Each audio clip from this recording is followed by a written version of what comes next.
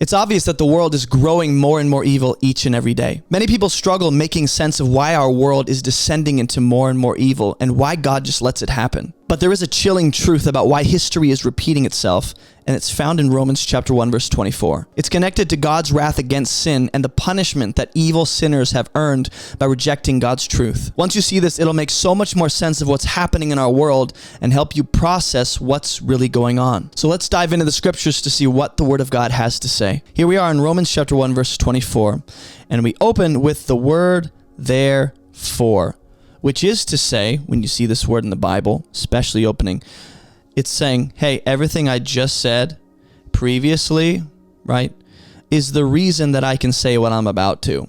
Here's the conclusion based off what I've already said. Therefore, God gave them up in the lusts of their hearts to impurity, to the dishonoring of their bodies among themselves, because they exchanged the truth about God for a lie. And they worshipped and served the creature rather than the Creator, who is blessed forever. Amen. So I want to think about what in the world has Paul already said that allows him to conclude what he does here in this verse. Well, let's go back a little bit. Just backtrack to get the context. Paul said the wrath of God is revealed from heaven. Against what? Against who? Why? Well, against ungodliness, unrighteousness, sin, wickedness, human evil, right? Specifically on those who suppress the truth. Okay? And these people who suppress the truth in their sin and evil have rejected what has been clearly known, what can be known about God in creation. God has revealed himself. God has shown himself. There is general revelation in the created world, and there's an obvious intelligence behind the world that we see that should lead people to, the truth about God. So humanity is without excuse. And these people who have earned the wrath of God, they had a degree of knowledge about God. They chose not to honor him, not to give thanks. They become vain in their thinking. They become foolish in their hearts, and their hearts become darkened. They're professing to be wise, but they're actually fools. And they exchange the glory of God for images. In other words, we have idolatry, suppression of truth. We have accountability. We have sin, unrighteousness, and an overall rejection of God and his revelation about himself in his creation. Therefore, God answers that kind of person who continues to reject truth, who continues to love sin, who continues to grow darker and darker each and every day. And here's what God does in response. God gives them up in the lusts of their hearts to impurity. What is he giving them up to? Specifically, the impurity that their own hearts are lusting after. It's interesting that the human heart here, not referring to the organ that pumps blood, but the I would say the control center of a person, right? Their heart, from which their imaginations and desires and thoughts flow, that operation center of one's life, okay, the heart. It actually, on its own, in sin and unbelief, lusts and craves for impurity. And God answers the person who continually rejects the opportunity to believe, and he gives them up to what their hearts want. And this is not a good thing. This is not a good thing. And what their hearts really want, this impurity, it can be explained like this, and I'm highlighted in yellow. It's the dishonoring of their bodies among themselves. This is how impurity here is explained, at least in this context. What the unregenerate, unbelieving heart wants is to dishonor its own body among others, whatever that looks like. So I should put a question mark here and go, what the heck does it mean to dishonor your body among others who are doing the same? What does Paul have in mind? If you have a question, ask it, and trust that God will answer as you continue reading. So it says, because. So why did God choose to do this? God lets them have the bad they want. God gives them up to their own wicked desires and lets them have it. Why? Well, he tells us right here. I'm going to highlight it in orange. Because they exchanged the truth about God for a lie. That's not fair. Well, the kind of person who's exchanging the truth here, almost like a transaction's taking place, currency exchange. Oh, I'd like to exchange the glory and truth of God for lies, idolatry, and destruction. This person here is said to be suppressing the truth in their sin. John chapter 1 tells us that Jesus came to his own. John chapter 8 also tells us that those very people the light of the world came to didn't want him because they loved their sin and wanted to remain in darkness lest they be exposed. So God responds. This word because tells us why it is that God gave them up to their own impure desires, to let them dishonor their bodies. Why didn't he stop them? Why didn't he get in the way? Because they chose already over and over and over repeatedly to exchange the truth for a lie. Well, in what way does that actually happen? Well, this isn't just a mental exchange where I go, I want to choose to believe a lie and suppress what intuitively I know is true about the world, about God. It also means this. I'm going to highlight it in blue. This is a way to explain what it means they exchanged the truth for a lie. They worshipped and served the creature instead of the Creator. And we already saw this a couple verses earlier. These people who suppress the truth and love sin and hate God and his glory and the revelation of God in creation, they exchanged the glory of the immortal God. You're supposed to feel the weight of that. The immortal God, the eternally existent creator of the universe, for images that man made, that are shadow copies of God's creation. It's not even the work of God's hands. It's the work of your hands, which is a mere copy and shadow representation of what God has made. That's what people exchange the glory of God for? Worshipping images of men and birds and animals and creeping things? Why are they worshiping idols made by men that are images of what God has made in creation, creatures? He explains what that actually looks like. They worshiped and served the creature rather than the Creator. So God's response to someone who perpetually bows down to idols and those that are nothing good, and they reject God as Creator, God goes, okay, you want the lies, you want idolatry, you want to worship creatures and creation instead of honoring me, that's fine. I'm going to give you up to what you want, and it's not going to be good. So I want you to notice there's a specific way that Paul describes God here. He's the Creator who is blessed forever. Now that just seems like extra, like a little extra, Paul. You could have just said they exchanged or worshiped and served the creature rather than God. Why is it that you want to note that he's the Creator? Why is it that you want to emphasize he's blessed forever? Well, because it really pours fuel on the fire to let you know, to let you feel the weight of what they're really doing. The Creator of all things, who is eternally blessed and immortal, has invited people into glory to believe. He's shown himself in creation. And these people go, nah, we're going to make some cows and bow to them. You're supposed to feel the weight and the foolishness of that. You go, how could... For this reason, he's going to continue to explain why God does what he does. And this is almost the real punishment for sin no one talks about. It's not just that, people get wrath and are separated from God. That is eternally the worst thing ever. But here in this life, part of the judgment against a person, part of the punishment for their sin, is that they actually get what they crave. They get what they can imagine. Whatever they can conceive, they can achieve it and have it. This is starting to explain, I'm sure, why the world is growing more and more evil. Because as people continually reject God, with each off-ramp they choose to ignore and fly right past, God allows them to descend into more and more depravity. because it's what the human heart wants.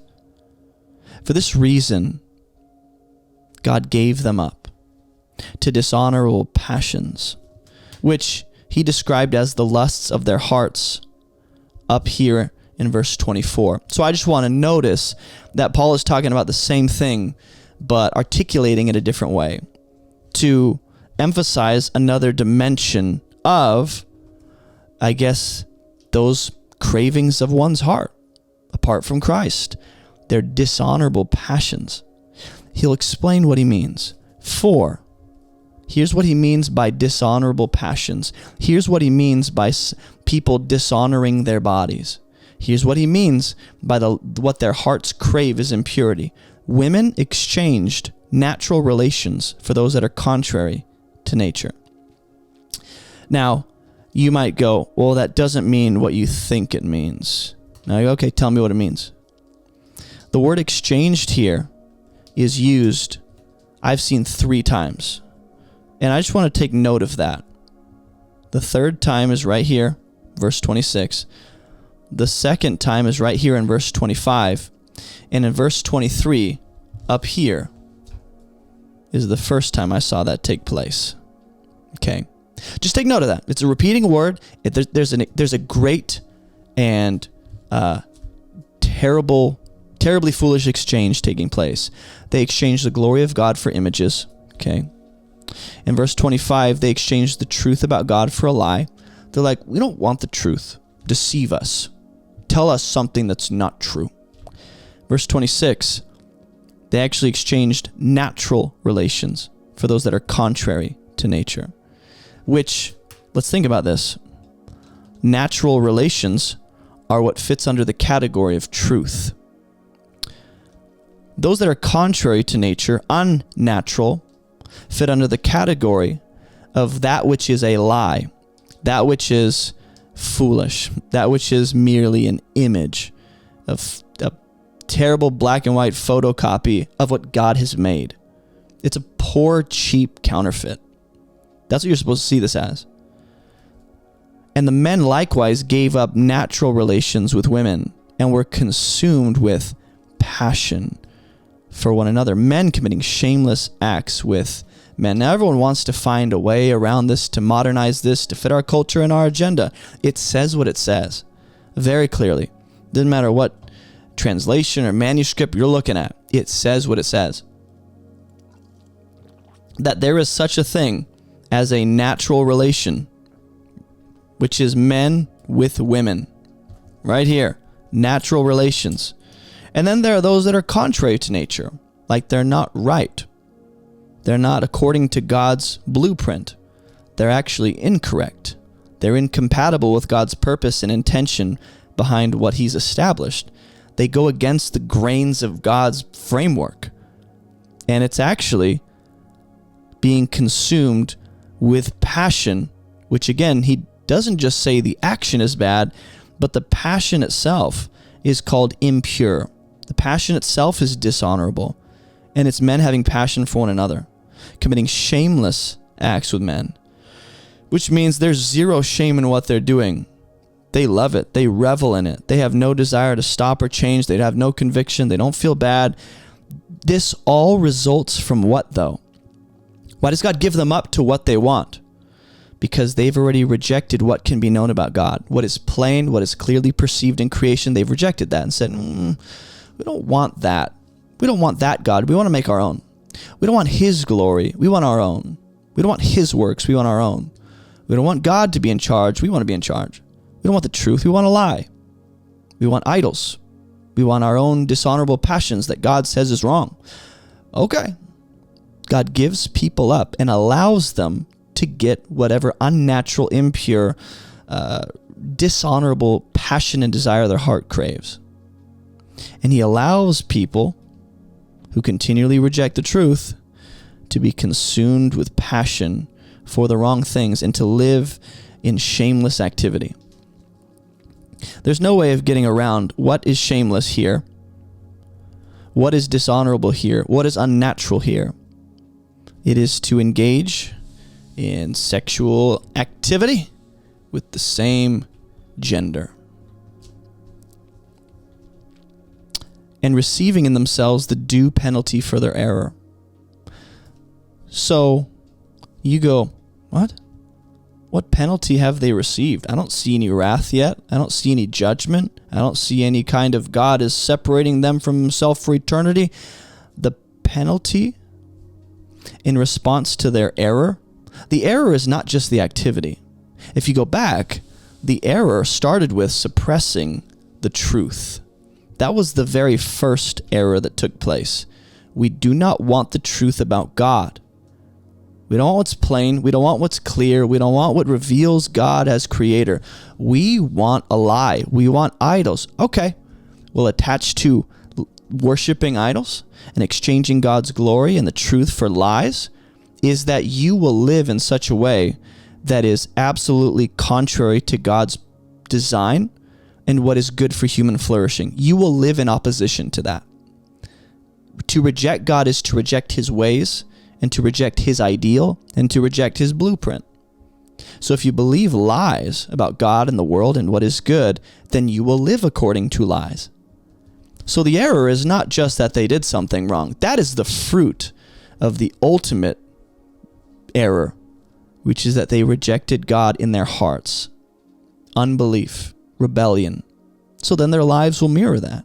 So what's the due penalty then?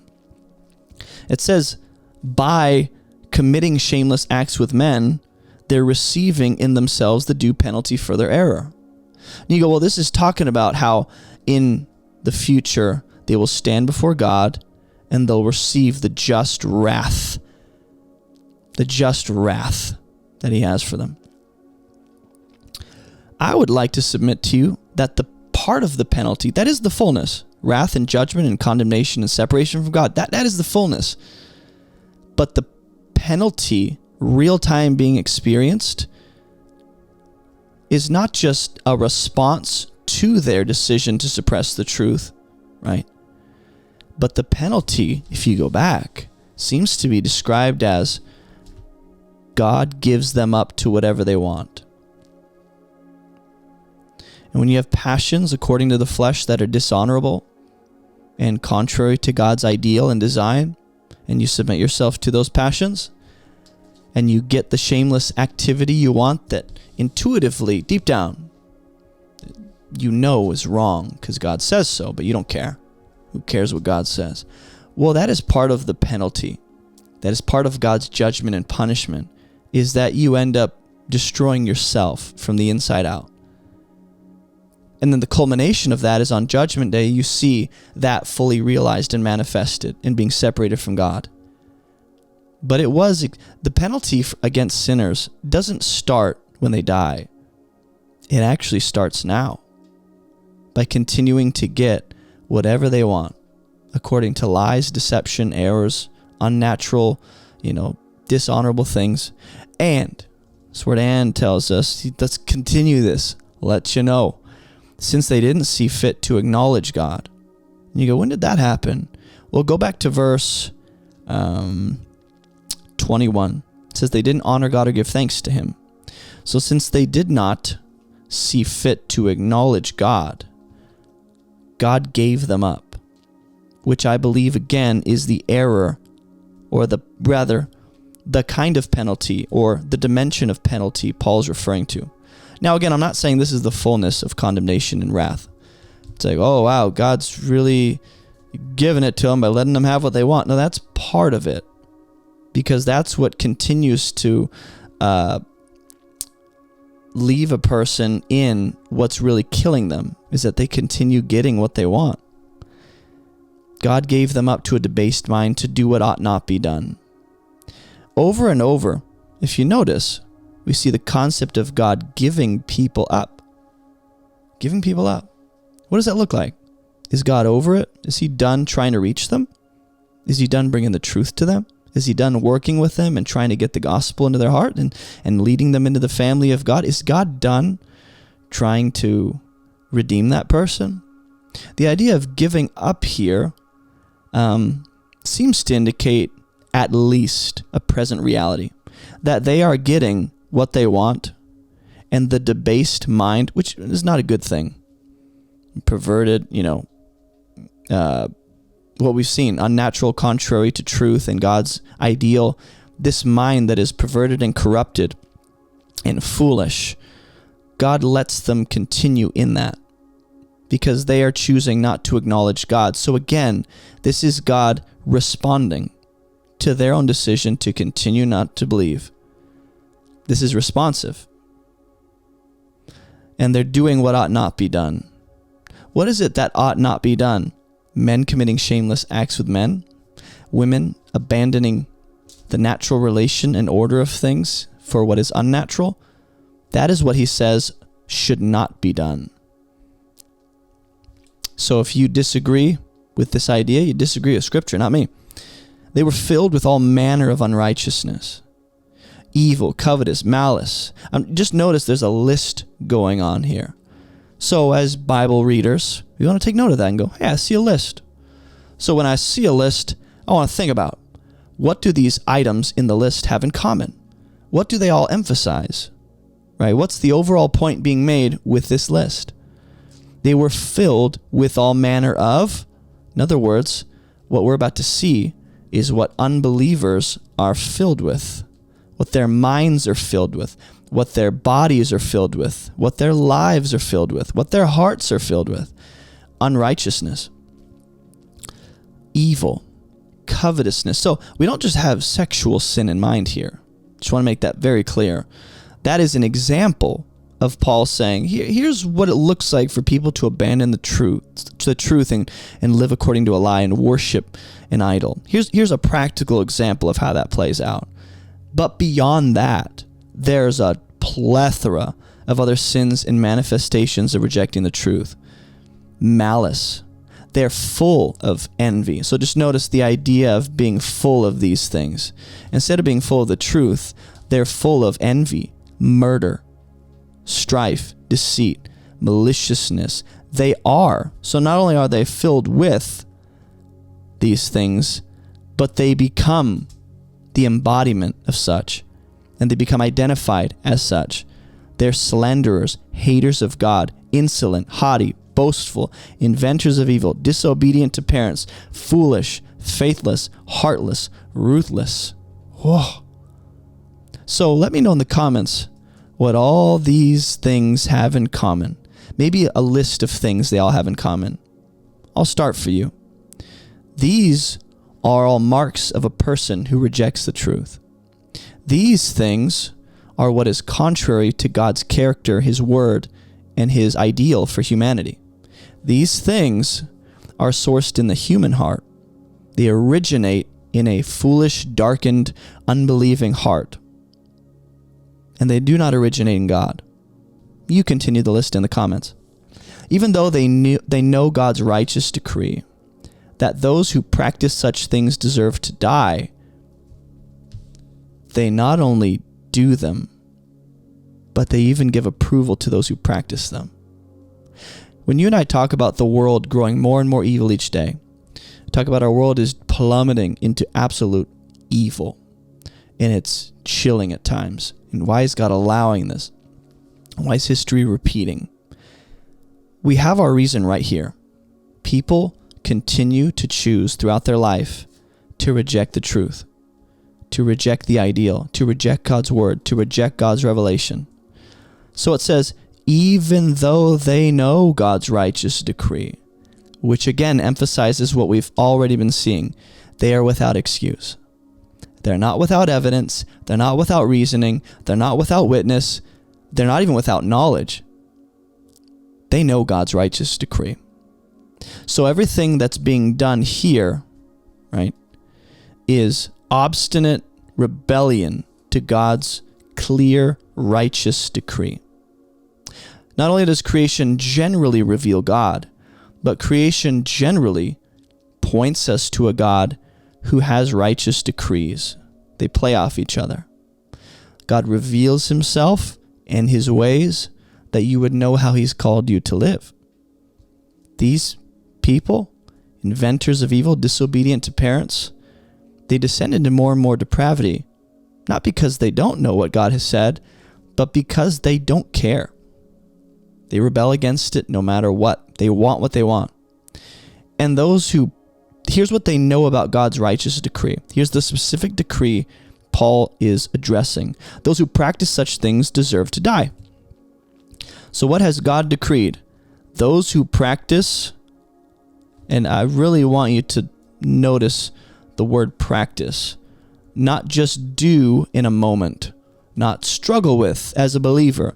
Someone who practices their lifestyle, their life walk, their habitual practice is one of, pick any of these. These are characteristics not of a moment of someone's life, but of a person's entire life who is disconnected from Jesus. And they know, if I do this, I deserve to die. Who cares? Who cares? I want what I want. So they're not without excuse. And God allows people to continue wanting what they know is killing them, or maybe they choose to deny the fact that it's killing them. I know what God said, I just don't believe it. God lets them have what is leading them to inevitable destruction and death. Not that they can't change their mind, not that they can't change, their unbelief in the gospel, and I could take God at his word. I want to believe in Jesus. They could.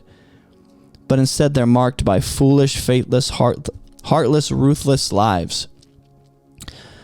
They not only do them, but give approval to those who practice them.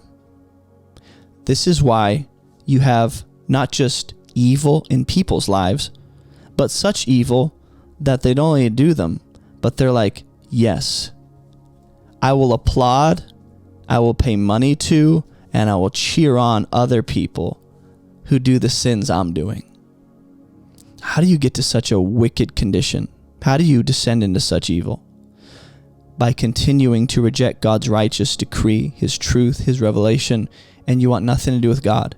And every off-ramp God presents you to leave your wicked way of life and believe in the gospel, you go, no. And instead of going, I believe, you yield yourself and submit yourself to your own wicked heart's desires. So this is the real punishment for sin no one talks about, is a person slowly building the wall that will ultimately close them in and keep them from God for eternity. They're digging their own grave. They're building their own wall that's going to keep them out from God's presence and keep them away from God. They're condemning themselves, and they are the reason for their own demise. And God letting someone continue to lay brick upon brick and build the wall that keeps them away from God, that is part of the judgment that God brings on the world, is that it does descend into evil. But at times, God does interrupt the wicked system of unbelievers and the wicked system of the world and go, nope, you're not going any farther than that. And he'll end a person's life, he'll end a nation, he'll stop a tragedy from happening. But when we look at the world and go, why is there so much evil? Why is history repeating itself? This is the biblical pattern for sin, is that sin begets sin. Rejection of truth leads someone to descend into further depravity and wickedness. So this is how you make sense of what's happening in the world, is through the lens, look at the world around you through the lens of Romans chapter 1. Hey, thanks for watching this video. If you haven't already subscribed, go ahead and do that and hit the bell so you can be notified of any future videos that come out. And check out AboveReproachMinistry.com. We have completely free Bible study courses, a 40-day program, a 27-day, and 11-day program, all kinds of free resources. You can get a copy of my book. You can join our online church. You can get some merch. We have a bunch of stuff at AboveReproachMinistry.com. And it's also linked in the description below. Go check that out. And thanks for watching.